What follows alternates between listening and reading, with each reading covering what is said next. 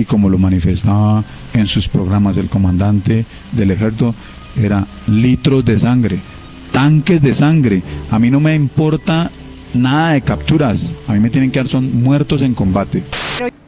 Bienvenidos a nuestro podcast, donde exploramos temas cruciales de ética periodística y justicia. Hoy nos adentraremos en el trabajo de Juanita León, una reconocida periodista colombiana quien ha desempeñado un papel fundamental en la investigación de los falsos positivos en Colombia. A través de su rigor y compromiso con la verdad, Juanita León ha sacado a la luz uno de los escándalos más graves en la historia reciente del país, revelando cómo se manipularon muertes civiles para inflar estadísticas de combate. Acompáñennos mientras discutimos la importancia de la ética en el periodismo y el impacto de estas investigaciones en la sociedad colombiana.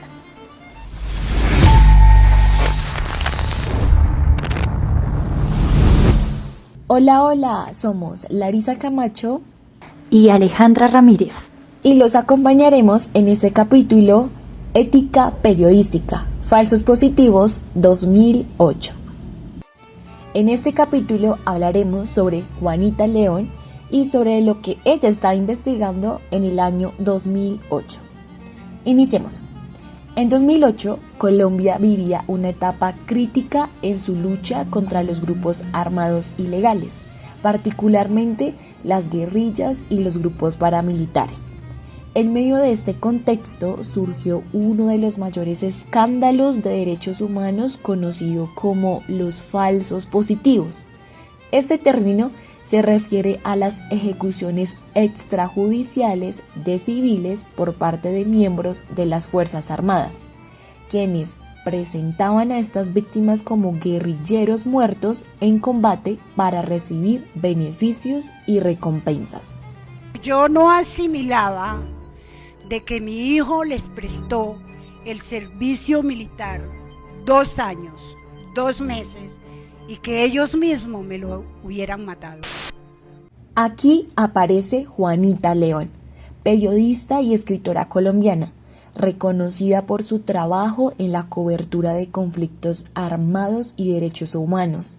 Es la fundadora de La Silla Vacía, medio digital independiente que se destaca por su periodismo investigativo y análisis crítico de la realidad política y social de Colombia. Y yo creo que en esta en particular hay claramente unos modelos de sociedad que se está planteando y de país pues muy diferentes. El trabajo de periodistas como Juanita León fue fundamental para revelar la magnitud de estas atrocidades y el encubrimiento oficial.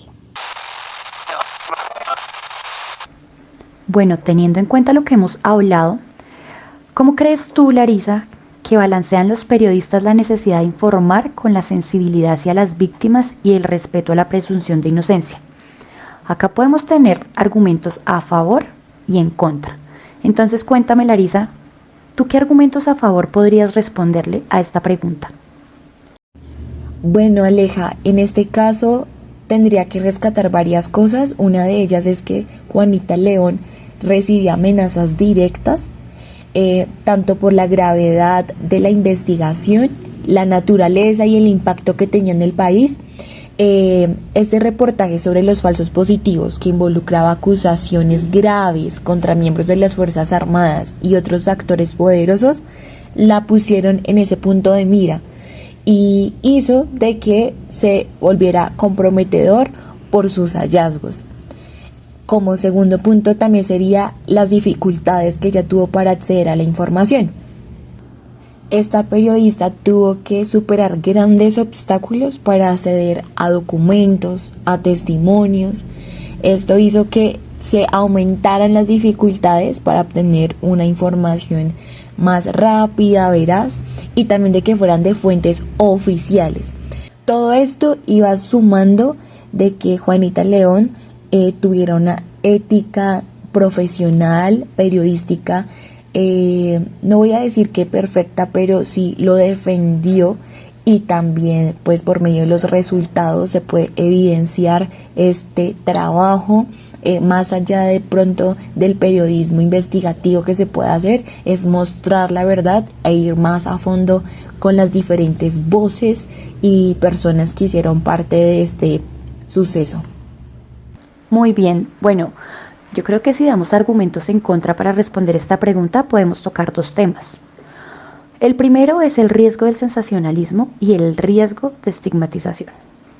En cuanto al sensacionalismo, se podría decir que el uso de títulos impactantes para atraer la atención del público es algo a lo que muchos periodistas pueden llegar a recurrir.